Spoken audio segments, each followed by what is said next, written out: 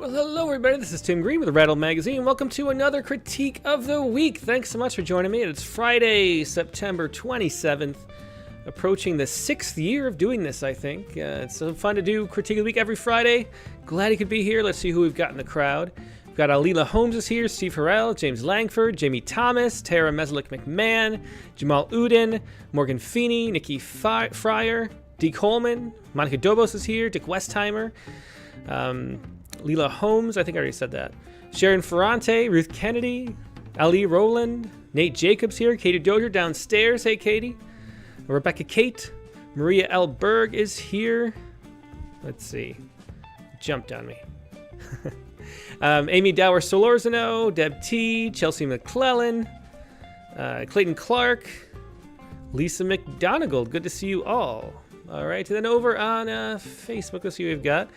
Observations, Susan T here, good to see you, and Cindy Putnam Guntherman. I'll try to flip over. Yeah, Cindy says she could not get on YouTube. Facebook's sort of the backup. We can kind of it's kind of advertising, because for some people it'll pop up randomly on Facebook, but it doesn't tell you that the show's going on anymore, really, and so it doesn't put it in your news feed, and so very few people get to watch over there on Facebook. But we'll try to keep an eye on that. Over on X, I still don't know how to see the comments while we're doing the show, even though I've looked into it many times. But anyway, the Critique of the Week is here, and we're going to look at the oldest poems in the queue. We got poems stretching back to April 26th, so we're getting a little more caught up than we've been. Now, as always, the point is to give that workshop experience. It's so valuable, hearing what people actually think about your poems in an honest, friendly, but emphasis on the honest way. We're trying to be helpful by letting everybody know what we actually think about these poems, and what's working, what doesn't. So leave as many comments as you can in the chat window, especially on YouTube, but I'll keep an eye on Facebook too. I'll pass along as many as I can, and then of course the poets can look back at the comments here and see what everybody said too. So leave as many comments, be as helpful as you can. Any little thing you notice, I'll try to read as much as I can out as we go. But whatever you can say can be helpful. You never know which little thing is going to be the key magic, thing to, unlock the potential of a poem for people. So let's take a look first. Oh, and I should say, too, if you'd like to submit, if you're new to this, all you got to do is go to rattle.com/critique. There's a specific submission window through Submittable, only if you want to have your poems critiqued. It's not for publication. It's just for us to look at and offer advice and suggestions. And just go there and submit 2 poems. That's helpful. If you're someone who participates, we reward you by moving it to the top of the line. If not, we just go in the order they were received. And that's what we're doing today. So we're going back, like I said, to April 26th, and the poet is Joanna Goff. And no general questions, so let's just take a look at the poem. Here we go. This is A Stain. And the other thing, too, if you're new to Critique of the Week, is that I don't really read these ahead of time. It is sort of the submission experience, too, because one of the things people always say is, can I get feedback on my poems? And this is where we do it. And so we can do it in a way that everybody benefits. And this is sort of what it's like to read submissions, too. You never know what you're going to get. The submission queue is like a box of chocolates. And this one is A Stain. So here we go. I was married to shame, the cologne men wear sometimes, not so quite quiet and rather dangerous, like a damaged animal smell would be, eliciting thrills and confusion. My father also had shame's heat coursing through his pulse points, although as a child I could not identify the brand. I picked up its whiff, swirling around a man, the last one I wrecked my heart on. I tried to wash feral shame off him, tried with a score of cleaning tricks, scrubbing, coaxing. A dozen years I believed I could dig out the thorn of guilt, another spicy bestseller in the man's fragrance aisle. But have you ever been the washerwoman for a marriage out damn spot out, I said, reeking of shame myself, with me and in our us. I lived with creeping dread. There could be no clean. No, all the perfumes of Arabia could not wash clean this stain. And so that is the first one. That is Joanna Goff is the poet once again.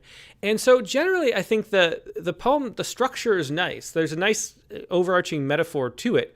The shame being the stain.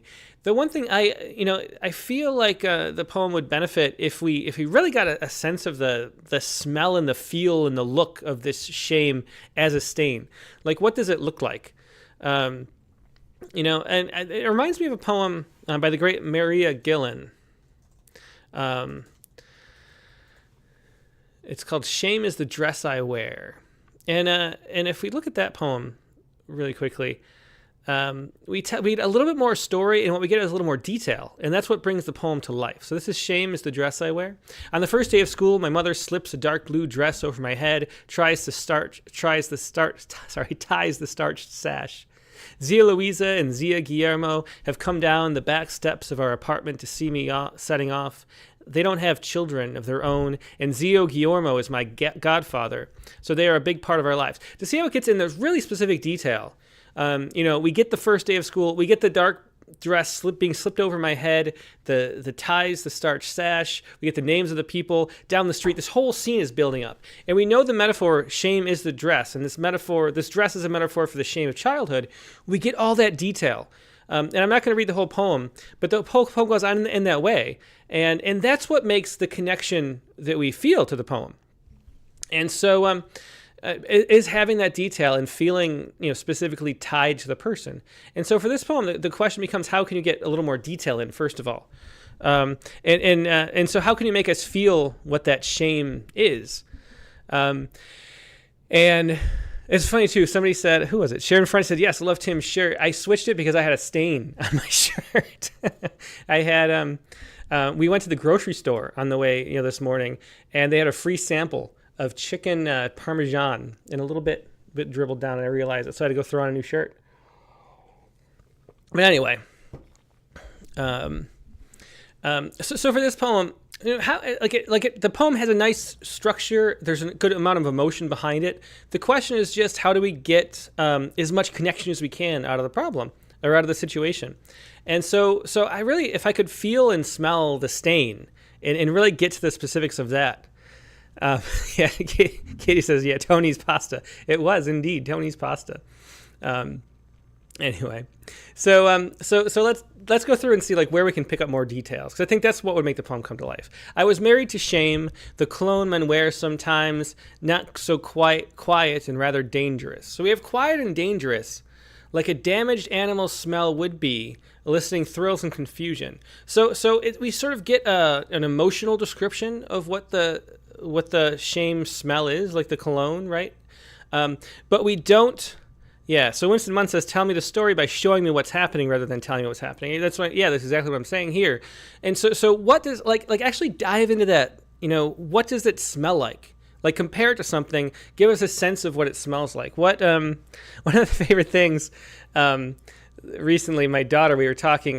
Katie was talking to my daughter, and my daughter Jo. And she said, talking about the pumpkin spice latte and stuff, and she said, it smells great, but it tastes like eating a candle. and I think that's that kind of thing to make come to life what the experience of this smell is, like make us feel and see that. And I think that's the thing that makes the poem come to life. So instead of just quiet and rather dangerous, which is sort of a vague description, try to get into what it actually smells and feels like. So anyway, eliciting thrills and confusion. So thrills and confusion, again, we're describing the emotion, but not the stain itself.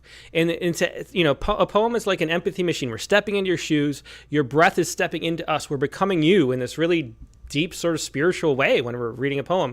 And so give us as much as you can of the actual details so we can be inside this experience and not just hear about it. And that's what show don't tell really means. And so, being told that there are thrills and confusion doesn't do as much as giving us the scent of, where was thrills and confusion? Like a Ferris wheel ride maybe, and the combination of the cotton candy with the sweat of teenage boys or something like that. Get us into the actual, so we can experience it, not just saying thrills and confusion. My father also had shame's heat coursing through his pulse points, although as a child I could not identify the brand. And so we go to the father after that. I picked up its whiff swirling around a man, the last one I wrecked my heart on. Yeah. Yeah. When someone says line 2 could describe the husband, 6'2" or whatever. Yeah, I mean, let us know, let us in just with more of the story too. Yeah. Chelsea McClellan says, in the same way as shame is the dress I wear, I would consider putting shame in the title than not mentioning it by its name in the poem. That's also a really great suggestion. That's a much better title. I was married to shame. Could just be the title. And then we drop a stain. And then we get through this metaphor of shame as the stain and married to this. And then when we get to the scrubbing at the end, we can really feel it. So I think that's a great suggestion by Chelsea. And let's keep reading a little more. I picked up its whiff, swirling around a man, the last one I wrecked my heart on, tried to wash Farrell's shame off him. So again, we don't really feel what the shame smells like or feels like. Tried with a score of cleaning tricks, scrubbing, coaxing. So when you say scrubbing, coaxing, like describe your fingers, like let us feel, let us experience that. What is it like digging in to the shame stain and the fabric? What does the fabric feel like? Does it, does the detergent sting? Like really get into those feelings, and then we'll get into the poem more, and we'll have more of a reaction to it. A dozen years I believed I could dig out the thorn of guilt, another spicy bestseller in the men's fragrant aisle. And so then digging out the guilt is a really great way to extend that metaphor. But again, let us feel it, experience it. What is it like to pry the fibers of the fabric apart to get at this little thorn that's been buried in the cloth for 6 years, So there you go. Okay. Well, I'll get off that point, though, because there's other points to make really quickly, too. Guilt, another spicy bestseller in the men's fragrance aisle. But have you ever been the washer room woman for marriage? Out damn spot out, I said. I like that out damn spot out because it's a little bit, you can sort of feel, this is a little more particular, and you can feel this experience a little bit more in the detail of that. Reeking of shame myself with me, and in our us, I lived with creeping dread. There could be no clean, no all the perfumes of Arabia could not wash clean the stain. Okay. Yeah. Yeah, so Lisa McDougald says, I love the line, another spicy bestseller in the men's fragrance aisle. Yeah, that's an interesting sort of mashup. James Spencer says there are too many metaphors competing for focus to marriage, a shipwreck, a thorn, then the Macbeth illusion. Yeah. Yeah. It's a big metaphor to use, says Morgan Feeney. Yeah, slows the reading. So,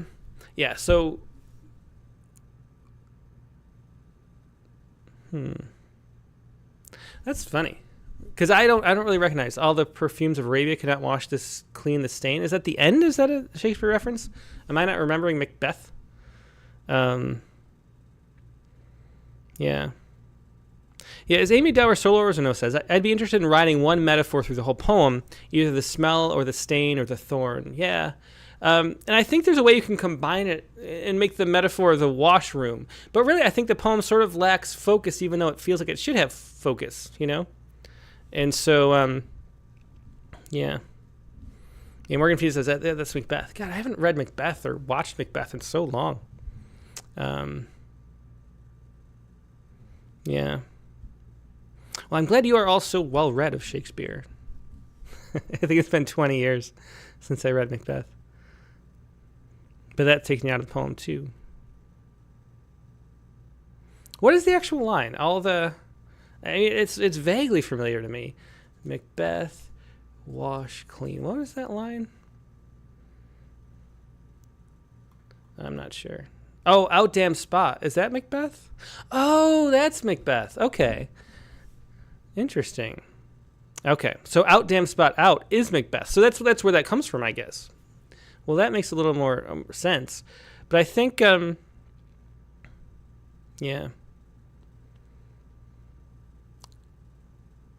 James Spencer recommends the Coen brothers' Macbeth.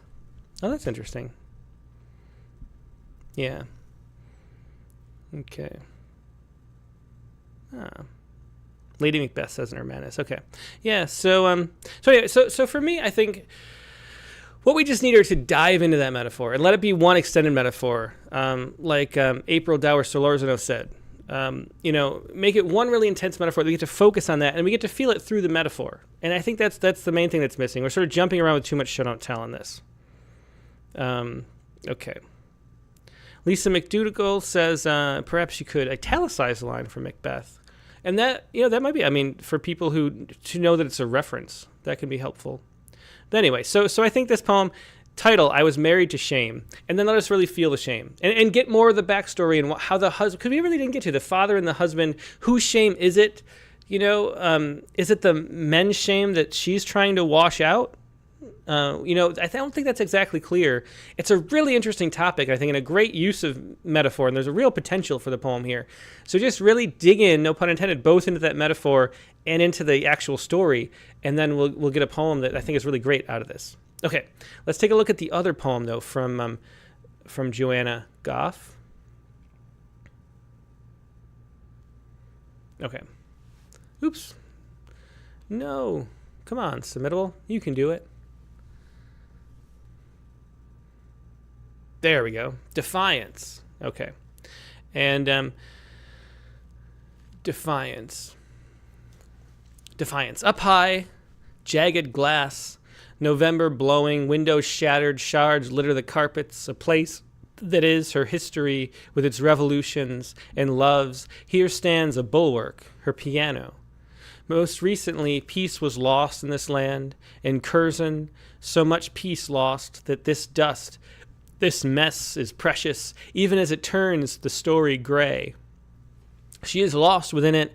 It is her story and her dust, as she places her hands, fingers of grace and elegance, filthy from the ash, upon the board, lightly strokes the keys, eyes closed, the ivory pressed, the hammers strike, the cleansing of her home has begun. Giving all her mind and heart to this land, her people, she listens. Her body adjusts on the makeshift seat, weeps and plays where she is and where her country is as well. All right, so again, this is Joanna Goff, and this is the second of two poems she sent in, Defiance. And we didn't talk about, which we sort of say the same thing every time this comes up, but the capitalizing of the first word and the lack of punctuation. I think, it throws a lot of people off to have the first word capitalized of a line. It feels a little archaic. This is one of the places where I disagree with most of our audience. I don't mind it at all, but what it does is it gives more of a sense of feel to the line. You feel like the line is its own unit a little more strongly when you're highlighting that by capitalizing the first letter of each line. And I think that's fine, but you're going to be off-putting to some people who don't like it. That's first of all. Second is the lack of punctuation, which I think is handled well in this. In the last poem, there was one section where I tripped over a little bit because of it. Let me just pop this back up really quick. So at the very end of this one, you can hear me just reading it. There could be no clean no. To me, since there's so many, some of these run on. So the washerwoman, but have you ever been the washerwoman from Marriage? Like these lines up here, they have enjambment and continue. And so you have to be really careful about lines like this when you're not using punctuation. There could be no clean no.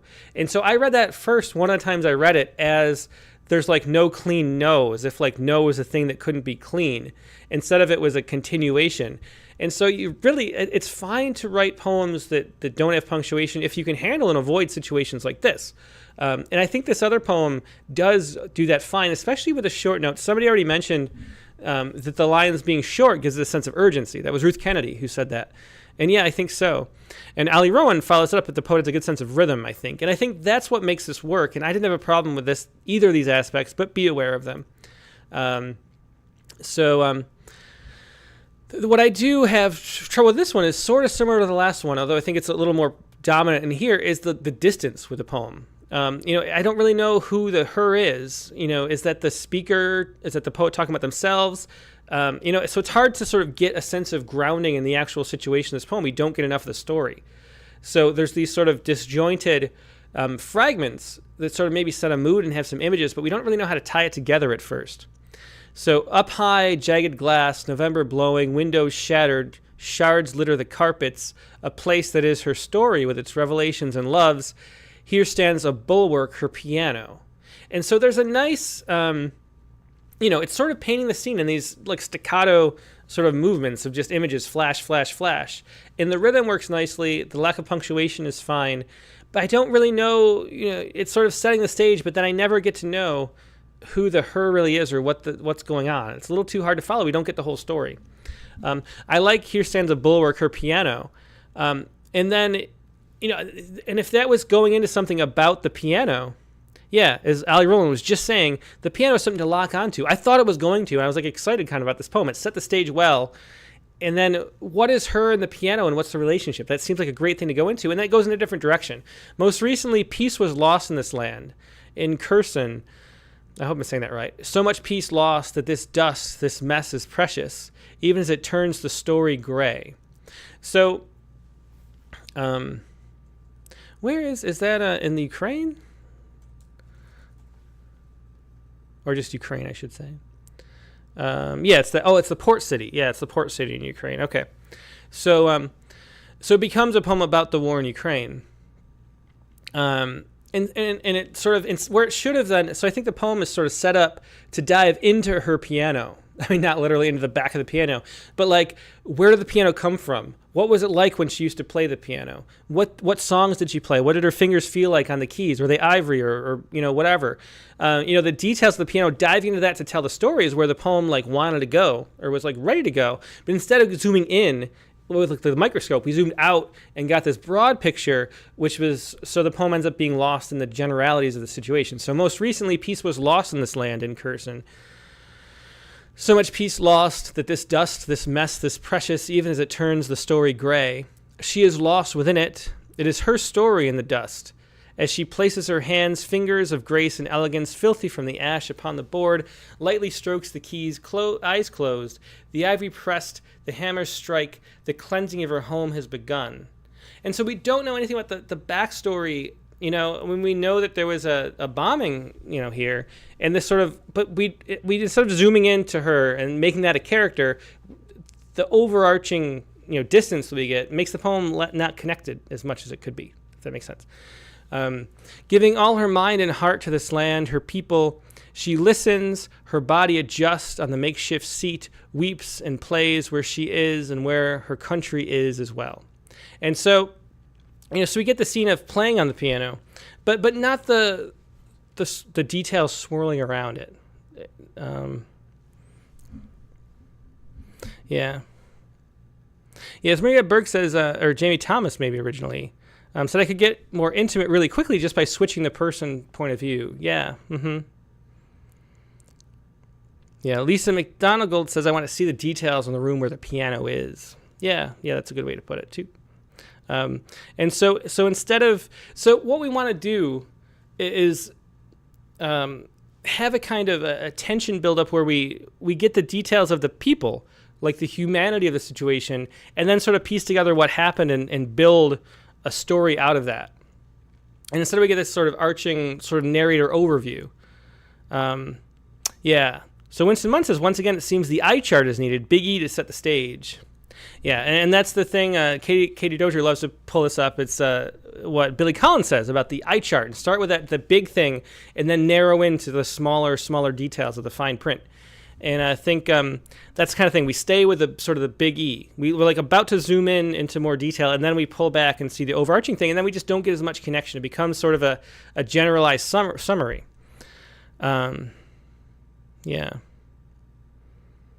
Yeah, so that's a good way. So anyway, it's the details and narrowing, and both these poems have, interesting stories behind them, and feel like the poem wants to come to be, but we want, we want the details, the humanity in the details is where the emotion actually comes from. So digging into that, like telling the story of what, like I said before, it really feels like the poem wants to go. Here stands a bulwark of her piano, and then we get a backstory. We get to know what the piano was doing, where it came from. And then we get to feel a sense of connection to the her, and a sense of who the her is. And then we can see that it's dust now, and then that dust now that's on the keys feels so much more powerful if we got some of the story behind it. I think I explained it better that way. Okay, let's move on to the next poem. So those are two poems from Joanne Goff. Let's take a look at a couple more poems. Next up, we'll have Aaron Sickler. Oh, interesting. So this is a long wait for Erin, but I submitted these two poems last year, referring to, I guess she would say January 26, 2023, that would be. I reworked them based on the feedback. We'd love to hear what you think and the crew think. This one feels unresolved and maybe could use one more stanza. The second could probably be compressed farther. That's my instinct, but would like to hear what others have to say. There was a funny thing that happened not too long ago. I don't think I ever mentioned it on here, where we went over a poem completely forgetting about it that we'd already done like 3 months before, and I completely forgot that we read it 3 months before. So I got to look at what we said about it, the same poem, 3 separate months apart, and it was like pretty much identical, which is kind of funny. You'd think there'd be some variety, but it is what it is, and we'll see where these went, given that they're revisions. That's kind of interesting to look at. I don't remember, a year and a half, almost 2 years ago, the originals, of course, of these. The first one is Night Bloom. Again, the poet is Aaron Sickler. I do remember the name Aaron Sickler from upstate New York. Here we go. Screen view. Night Loom. Night Loom. Don't turn the lights on in the house. You mustn't spoil the fun by turning on the lights. Color embroiders summer sky. Jacquard? Canopy of trees. Weaving the late-grown horizon, construction scaffolds, lush lawns, blackberries, the pleasure of dresses from second-hand chain stores. I hear the radio in the other room mumble, is there a rose in me, worthy of these pirouette nights, perfumed by the touch of twilight? Our vesperal routine slips from beneath my ragtag linen. Despite my plea, you fumble for the light as the radio crackles its one decent station, while I braid evening song into skeins of pond-damp air. So interesting. I think I actually do remember this poem from a year and a half plus ago.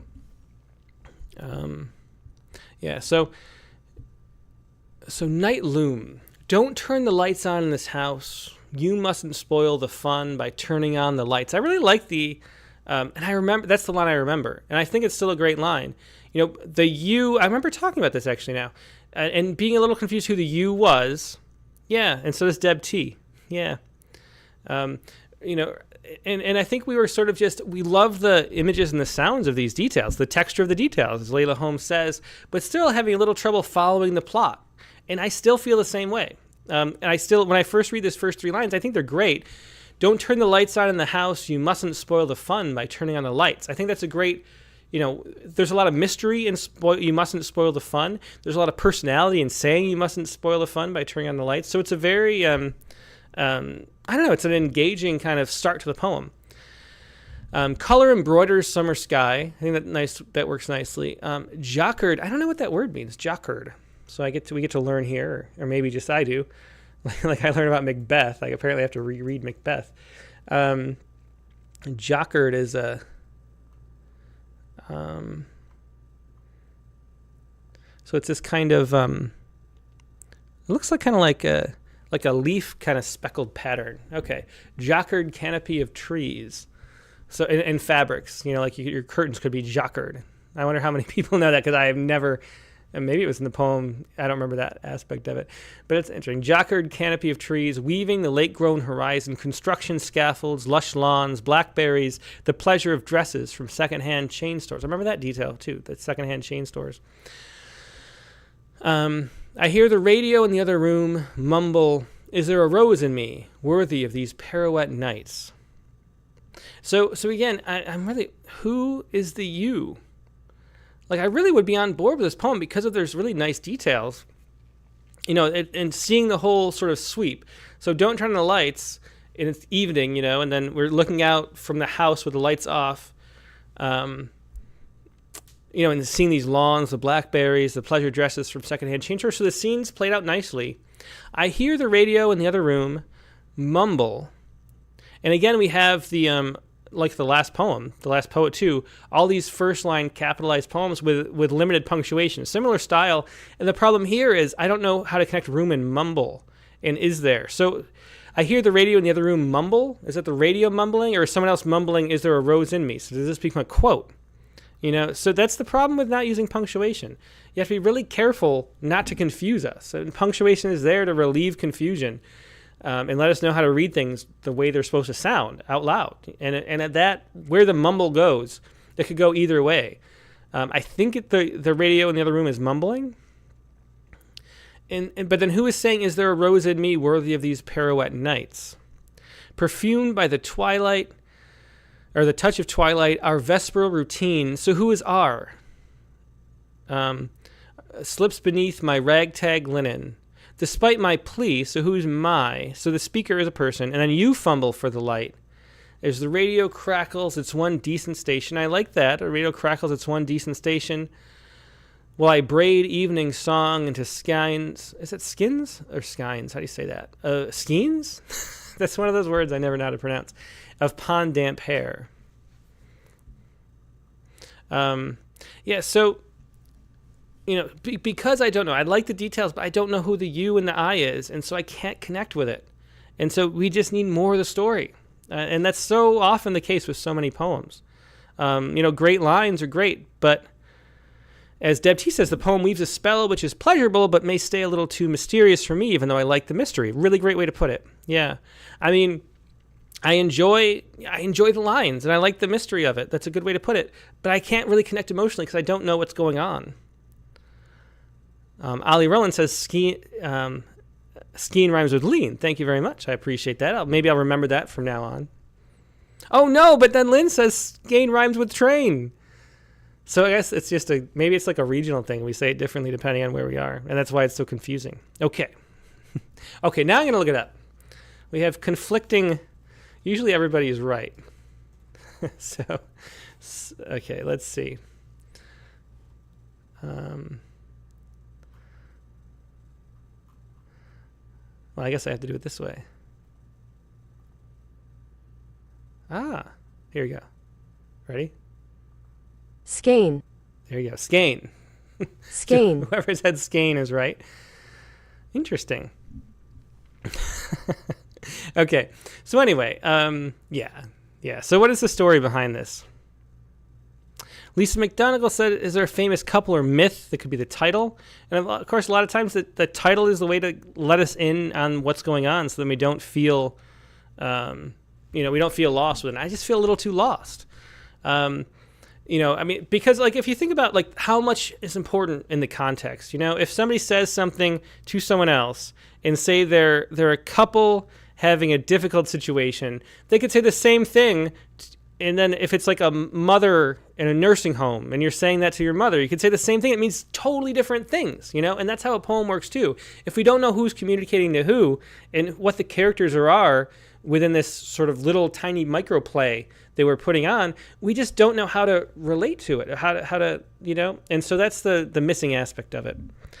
And I think that's what we said last time. If you go back to January 26th, 2023, I think that was the problem too. It probably cleaned out some of the lines, but we still are missing the story. And we want to hear your stories, that's why we're here, is to read and listen to each other's stories. Okay, let's look at the second poem.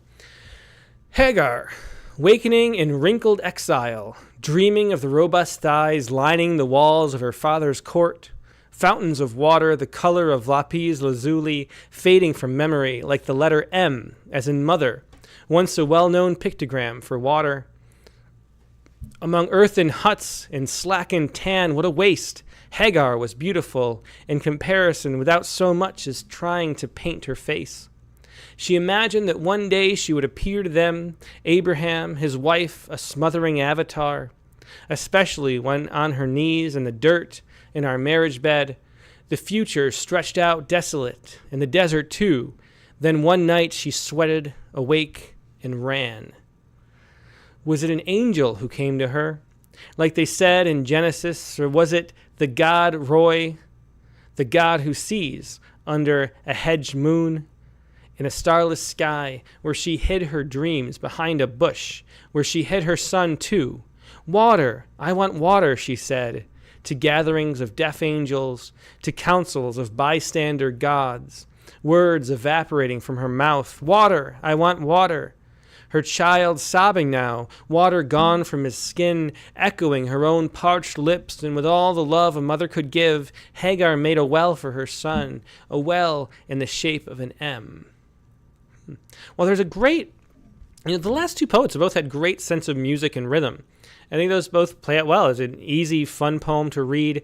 Again, we have the capitalizing first lines with no punctuation, but I didn't really have any problems with any of that. Yeah. So, and I love the detail too, which is, I think the one thing I remember from a year and a half ago is that the letter M, as in mother, was once a well-known pictogram for water. I like that. Also, Morgan Fee says, I like words evaporating from her mouth. There's real drama that builds. And Hagar is not something I'm familiar with, so no shame in looking that up. I sort of sense it from... Okay, according to the book of Genesis, Hagar was an Egyptian slave, a handmaiden of Sarah, whom Sarah gave her own husband Abram, later named Abraham, as a wife to bear him a child. Abraham's firstborn son, through Hagar, Ishmael, became the progenitor of the Ishmaelites. Okay. Let's see. And then Hagar cast out. Okay. So interesting. So that's the story. And so how does that apply? Are we literally talking about Hagar? Again, I feel a little, even though I love, there's a drama that builds, there's a nice rhythm and pacing, I have trouble figuring out what to make of why. Yeah. So, let's see. Maybe people have an idea. Lisa McDougald says lots of mythology in this one.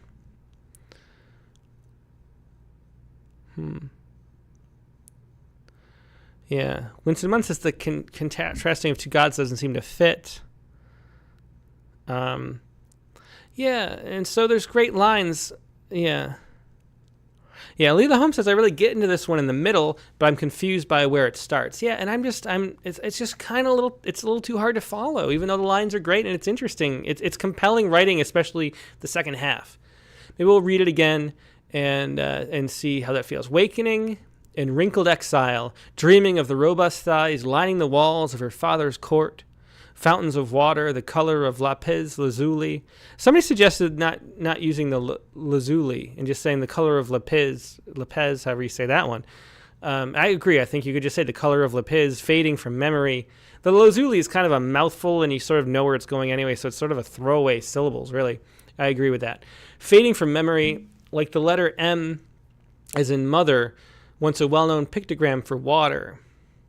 And I wonder if maybe this could be the title, and we could start the poem here and just cut this chunk. Can we get rid of this and say the letter M as in mother was once a well-known pictogram for water? Or maybe, I don't know about well-known, because that sort of, implies like how many people knew that was the pictogram, and I don't know if that's really the right way to say that. But maybe the letter M as in mother was once a pictogram for water. I think it's a cool detail, maybe a cool title of the poem. Then we could dive in here. Among earthen huts and slack and tan, what a waste. Maybe not even that. Maybe just jump in. Hagar was beautiful in comparison without so much as trying to paint her face. She imagined one day she would appear to them, Abraham, his wife, a smothering avatar, especially when on her knees in the dirt or in the marriage bed. So now we're getting into the story, and now the poem, to me, like around here, is starting to take off. The beginning seemed, I just not really sure how to follow it. But then once we get into it, there's a drama that builds. The future stretched out desolate in the desert too. Then one night she sweated awake and ran. Was it an angel who came to her, like they said in Genesis? Or was it the god Roi, the god who sees? Under the hedge moon, in the starless sky, where she hid her dreams behind a bush. I mean, I like that. I mean, we're sort of seeing this play out, and I think it works well in a simple way. Where she hid her son too. Water, I want water, she said, to gatherings of deaf angels, to councils of bystander gods. I like those too, the deaf angels and the bystander gods. Words evaporating from mouth. It's a nice line too, as someone pointed out. Water, I want water. Her child sobbing now, water gone from his skin, echoing her own parched lips. And with all the love a mother could give, Hagar made a well for her son, a well in the shape of an M. Yeah. So it's an interesting, yeah. Jamie Thomas says, whoever wrote this seems familiar with the apocryphal text about Hagar. Makes you wonder even more what this is really about. Yeah, I'm not sure what to get at. Lisa McDonegal says, Under the Hedged Moon might be a good title. Yeah. Deputy says the ending was a bit of a letdown for me. Yeah, to me it feels like, the poem spins its wheels, kind of doesn't really know where it's going, or we're not engaged. Like, we're not hooked on the line, for first bit. And then it sort of takes off, and then it ends here where she digs the well. So it ends up being a story of why the pictogram of an M means mother and water. And so it feels like we could get more of the story, Gary Rustin says, you have to know the Bible story, Abraham, Ishmael, and Isaac. She skips over the full story. Chelsea McClellan says a big part of Hagar's story was that she was sent out of Abraham's home to live in the wilderness for a time, but this needs to be clear to an audience who does not know the story. Yeah, so we just, as all four of these poems have shown so far, we just so often need more of the story, but also in as little space as possible. And so, that's really the main sort of magic of poetry, is telling a whole story as short as you can. Yeah. Winston Munn says it told a nice story, but it doesn't feel like the poet discovered anything in the writing. And I wonder, there was a reason why, and I say this all the time, there's a reason why the poet was compelled to write this poem. Like, why share a poem about Hagar? There's something that connects and resonates, and that's the thing that has to be made clear, especially if it's, made clear to yourself. That's what we talk about when we talk about discovery, is, what do we learn from our own poem? And what we learn is, like, why the poem wanted to be written. And I don't think we got to that yet, even though it's a compelling, storytelling. James Spencer says, why would the well be M-shaped? I think, to me, that was, yeah. Well, I imagine, like, she's digging like that. That's how I kind of imagined, because she's, like, digging next to her, but I'm not sure. And I don't know if this is a story that is, just made up on the spot, or is this part of the actual myth, or story? Is this actually part of the historicity of the Genesis and the apocryphal text, or is this a story that's being embellished? What do they call that? When you make up stories to fill in gaps from Bible and other texts, I can't remember that word for that. Midrash. Is this midrash or not? I don't know. Yeah, Dry Mantilla says because M is the pictogram for mother. Yeah, but why?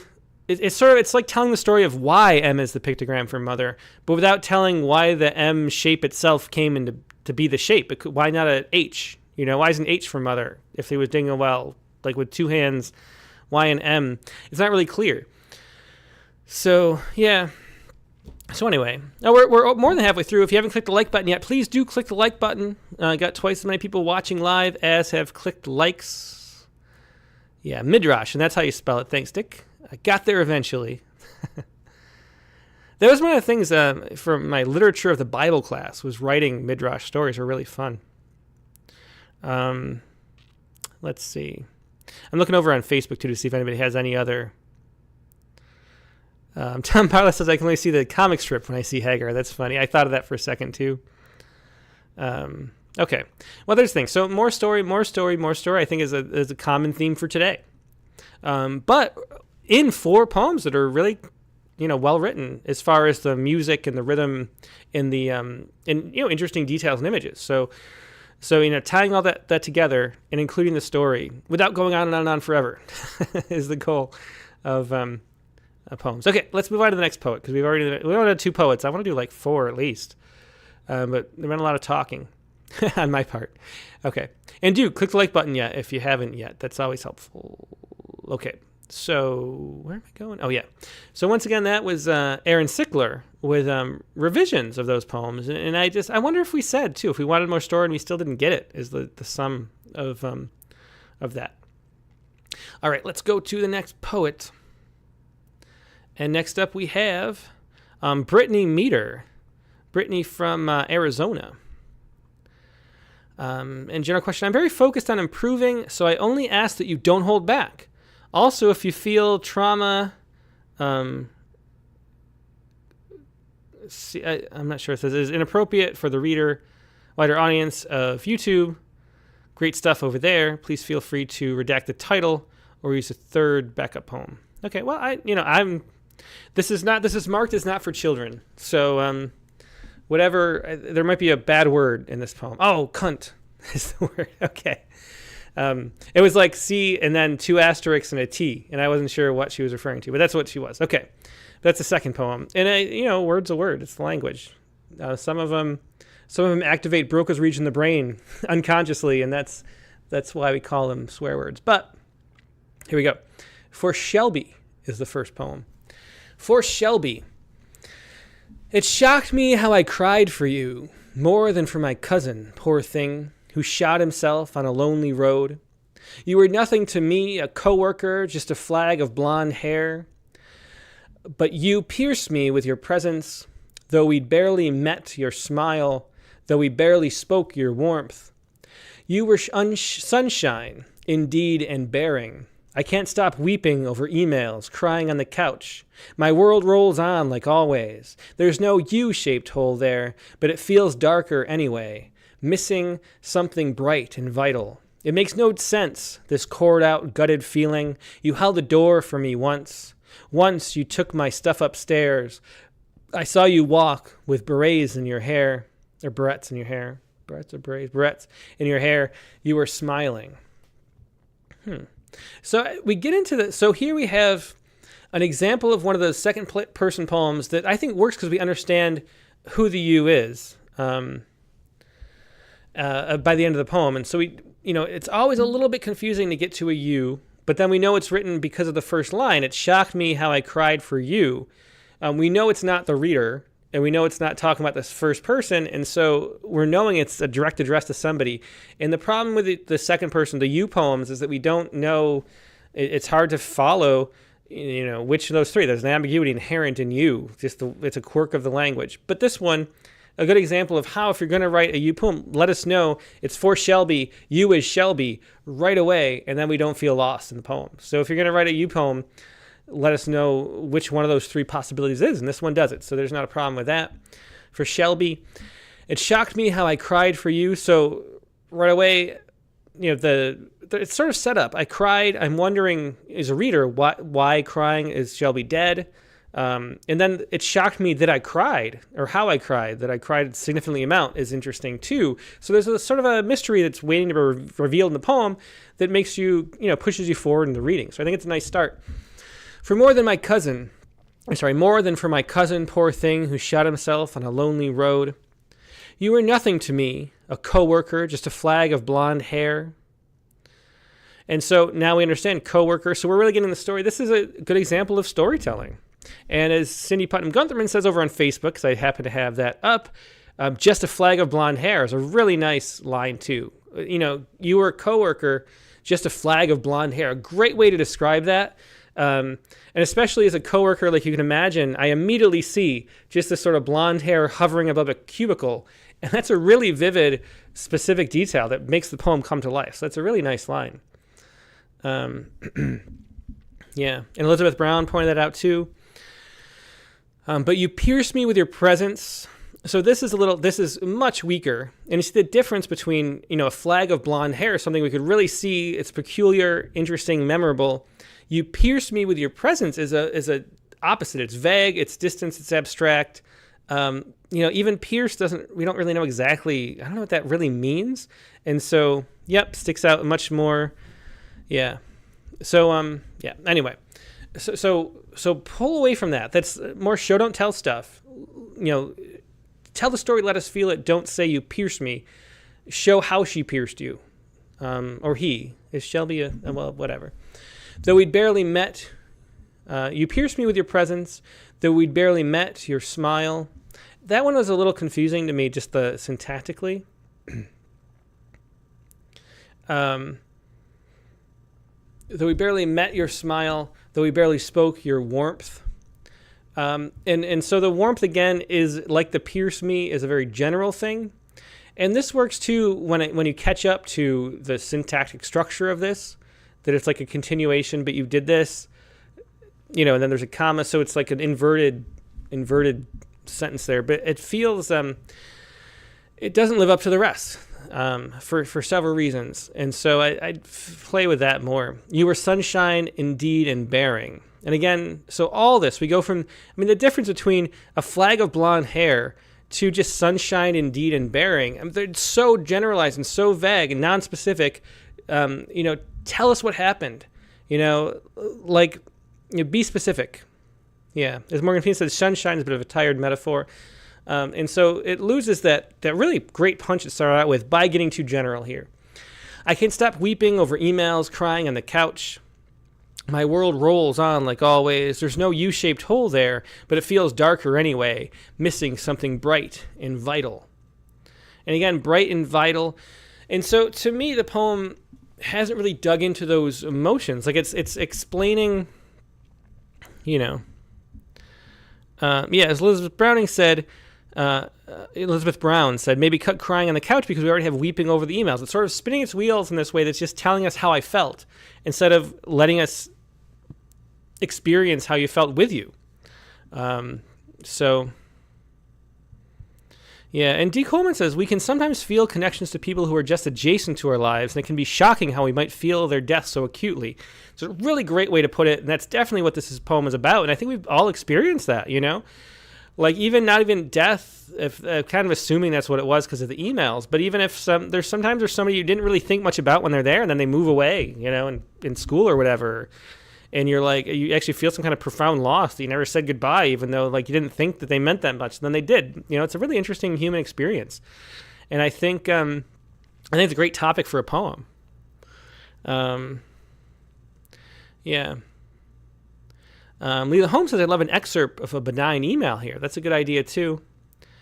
It makes no sense, this cored out, gutted feeling. And see, so the fact that it makes no sense, we're still in the last stanza of this poem, and it makes no sense. And the whole point of the poem is to try to make sense of that experience, to try to push into how you actually feel, and sort of make some kind of concrete object, which the poem is, to hold that feeling, and to be able to share it with each other, and so we can both experience it and think about that aspect of life together too. That's what poetry is really about. And so the fact that it makes no sense, this cored out, gutted feeling, that's got to be the start of the poem. Not that line, but this feeling makes no sense. How can I make sense out of it? And I think we haven't pushed far enough into the poem. And because we went from going from, the specific details, just a flag of blonde hair, to all these vagueness that let us just spin our wheels. So start describing. And one of the reasons why image works so well and concrete details work so well, and we talked about this on the Poetry Space last week with, it just happens to be syllabic poetry. And A.E. Stallings was on. So Katie Dozier is the host, of course, of the Poetry Space, which we dropped a new episode today. But she was talking about syllabic poetry. You can't really hear syllabics, but it becomes this thing to distract your conscious mind with, right? And so it becomes kind of like this little cat toy that you can throw out to let your self-consciousness play with, while your subconscious is working and generating and trying to help you understand the thing it is you know but don't quite know, which is what poetry is really about, if that makes sense. And the same thing is actually the case with concrete specific details for the author, throwing out things, details from that experience. What was it like in that room? What were my few interactions like? How can I describe that? What do I remember about it? What did her smile look like? It mentioned a smile. What can I compare it to? Having your consciousness be distracted by those details is what allows the surprising wisdom of your subconscious mind, which is really your right brain, the holistic view, the master and the master's emissary. That's what lets that come forth and speak, is distracting this thing that has all of your expectations and your understanding. And you can do it in a lot of ways. You can do it with formal poetry, with syllabic poetry, by counting syllables or feet or whatever. You can do it by forcing something into a form. People do that a lot. But also just using images and just occupying that part of your brain with the details. It's what allows cool stuff and the surprising knowledge that you have locked inside of you to come out. And so, yeah. So, yeah. Anyway, so dig into those images and details, and then we'll get some surprising stuff afterward. Okay. Yeah. Let's see. PMB says, move, you shot yourself on the side of the road to the last line. Yeah, no, yeah, yeah, so Shelby didn't. We don't know what happened to Shelby. It was the cousin who died. And somehow the speaker of the poem feels more for Shelby, who they barely knew, just a coworker, than the cousin who died. That's that part of that. And so, I mean, can we get into what happened to Shelby? I don't know, but what we want to do is to really describe it, lose yourself in the description of what you remember.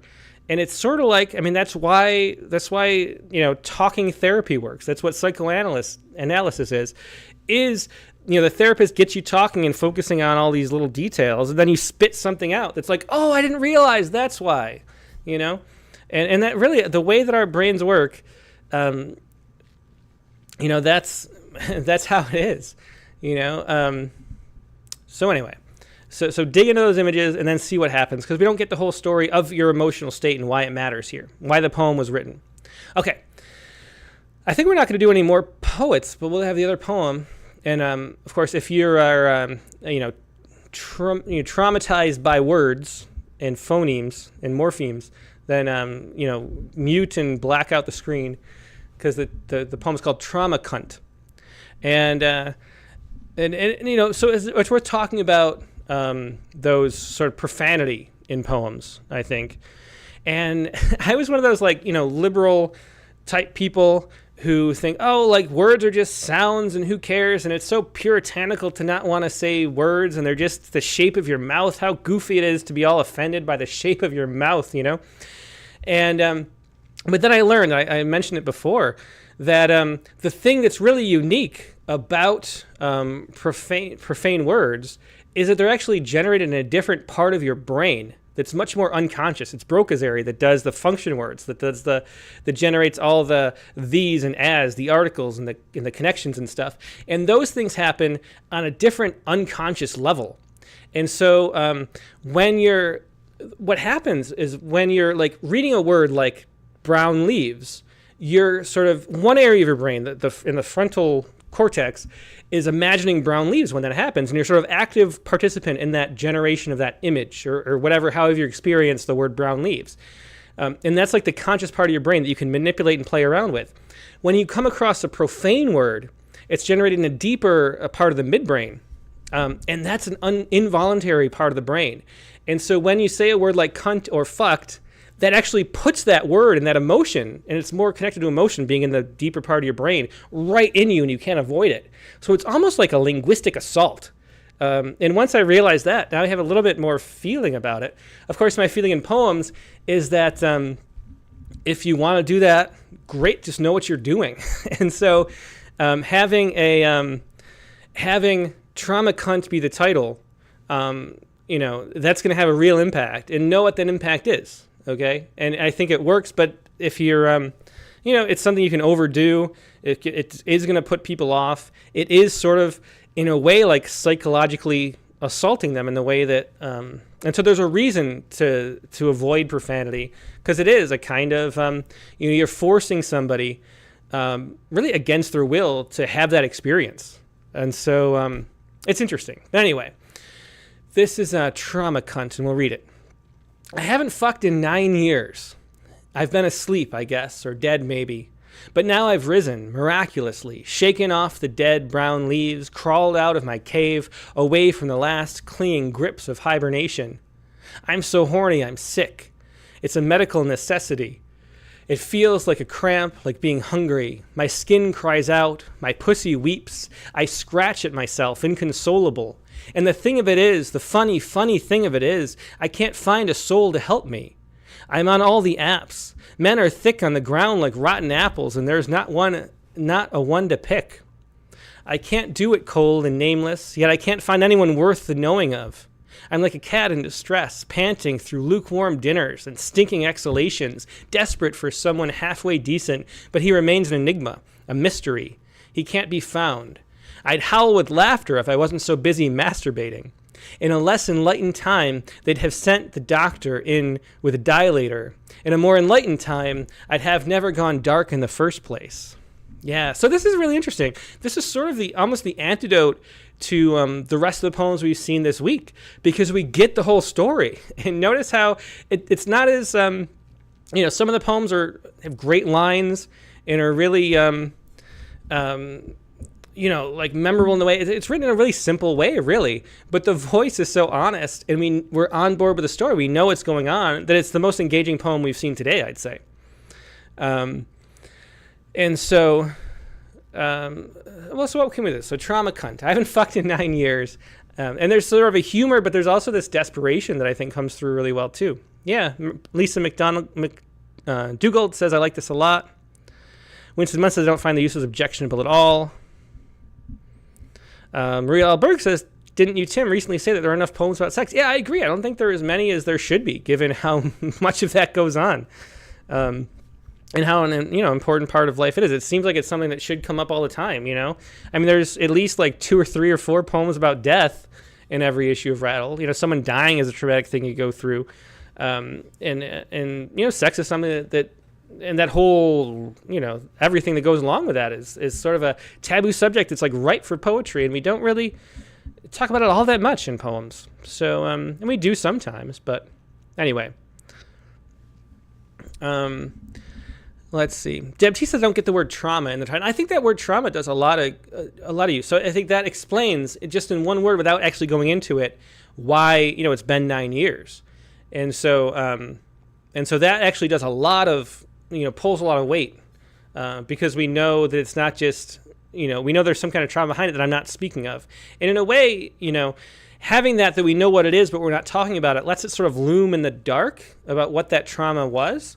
And I think that, I don't know. I think that makes, it adds to the poem, I think. So I think that's a really nicely titled poem, too. Lisa Dugald says, not a lot of voices of women's desires. Yeah, it's definitely true. I mean, that's why the terrible writing of, what's that, 50 Shades of Grey became like a national bestseller. It's just not something that's written about. And there's a whole, it's like a niche that could be filled. No pun intended. Okay. Yeah. Tara Meslick McMahon said, coupling trauma with the C word is brave, I think, and the poem delivers on the speaker's promise. Yeah. Okay. Yeah. Oh, she meant brava. But yeah, same thing. Brava. Yeah, it's great. Okay, let me look at, let's look at more detail. How can we make this poem better? I think already it's pretty good.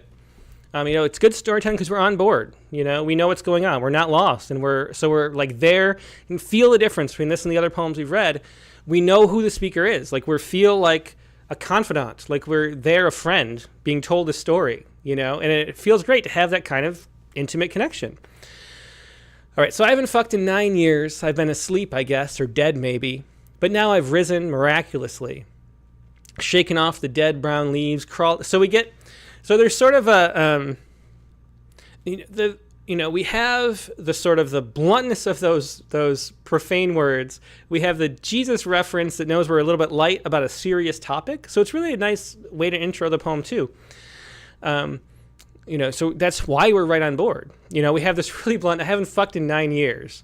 I've been asleep, I guess, or dead maybe. So we get sort of the humor just in those 3 lines too. We get the humor and the seriousness of it. And then we get some more playfulness, but now I've risen miraculously. And then we dive into more detail. Like this is what we were saying about the piano poem earlier. Like now I've risen miraculously. And then we can dive into more specific. We started the E, I've risen. And now we go into the shaken off dead brown leaves, crawled out of my cave. So we made it a cave. We can really see and feel this away from the last clinging grips of hibernation. And then so we have that, a little bit of hyperbole, and we're always walking this line in this poem between the seriousness of it and the humor of it.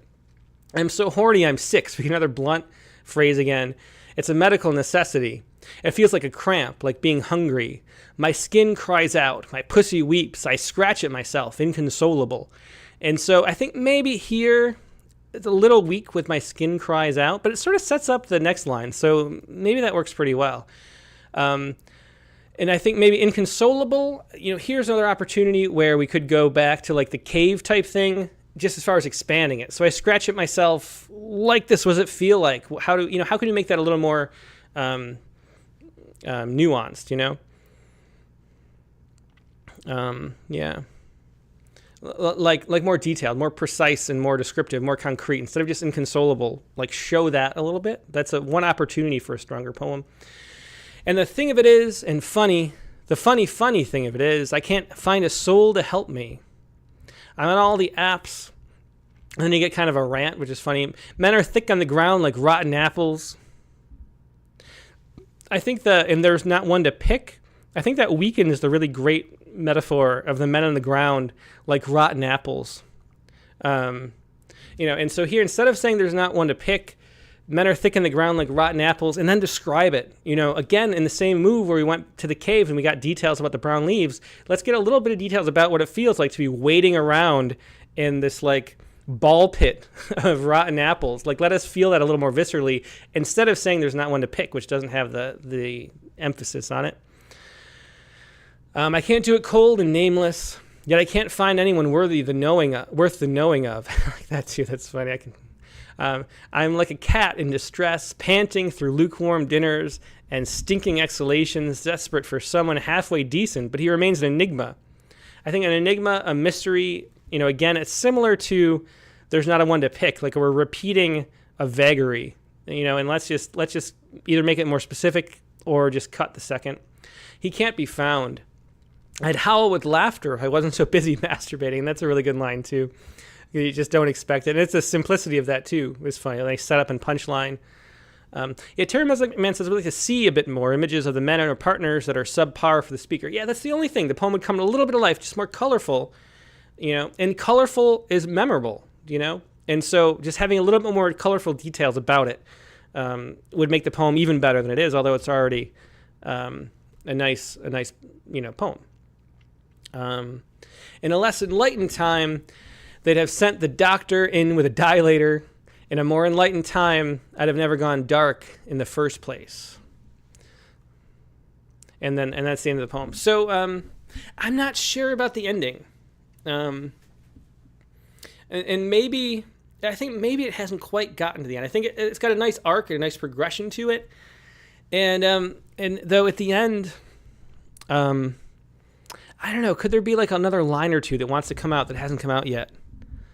Or, inversely, Clayton Clark's, Leela Holmes says, do we need the last stanza? Could we just end on, he can't be found, I'd howl with laughter, I wasn't so busy masturbating. And that is a good line, too.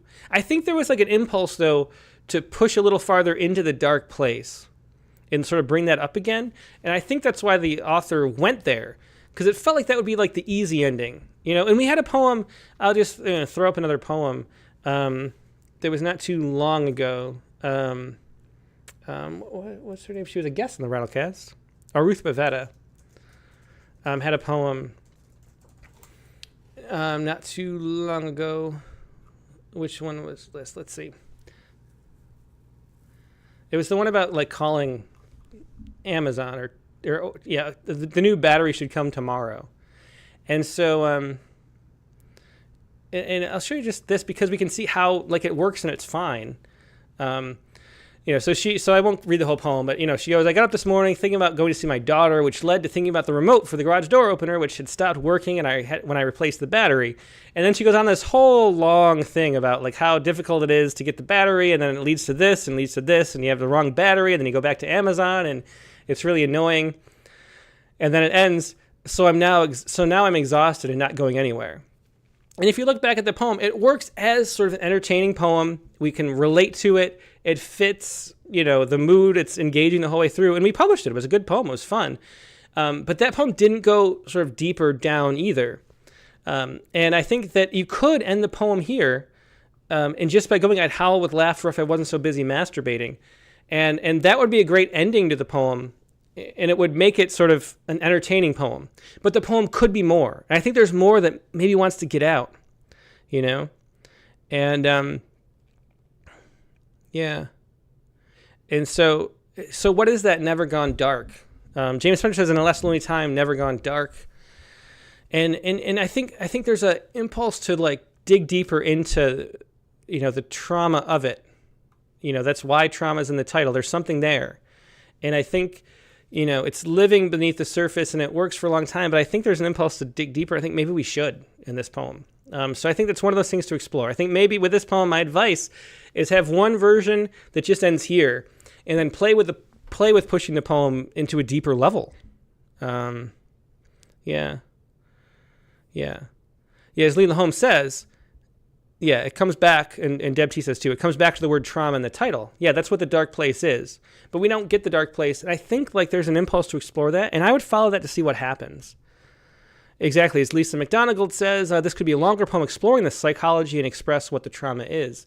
Yeah, I think, but it's going to be hard to do to keep the same tone and like touch back at the humor. But I think it's like a good poem if it ends with the, cutting the last stanza, but it could be a great poem. And so you always want to like, don't kill your great poem for the sake of a good poem, And so I think maybe I'd try, but then you can set this aside and say, well, if that doesn't work, we'll see what it does.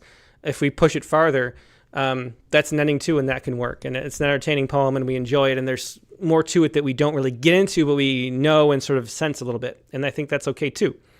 So that's what I would say about that poem. All right, we are 15 minutes past the hour. So thanks everybody for having joined on this. It's been a lot of fun. We had a couple poems here. Once again, this poet was Brittany Meador from Arizona. And so good stuff there. A couple poems. And a lot to learn from all these. So thanks for sharing. Let's wrap it up. And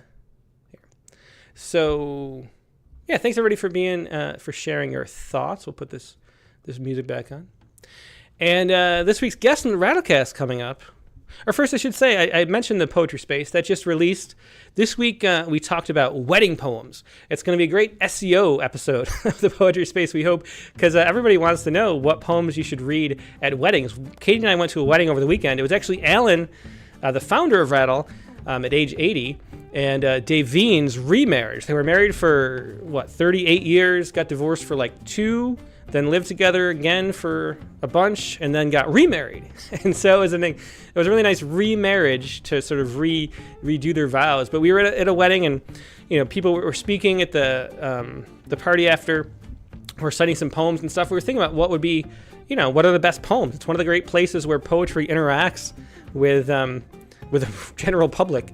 And so we did an episode where, the Dick Westheimer and Brian O'Sullivan, Nate Jacob, Joe Barca, the whole squad, as we call them, were hanging out and with ideas for what the best and some of the worst poems to read at a wedding, either as vows or giving the speech. Is there a word for the speech?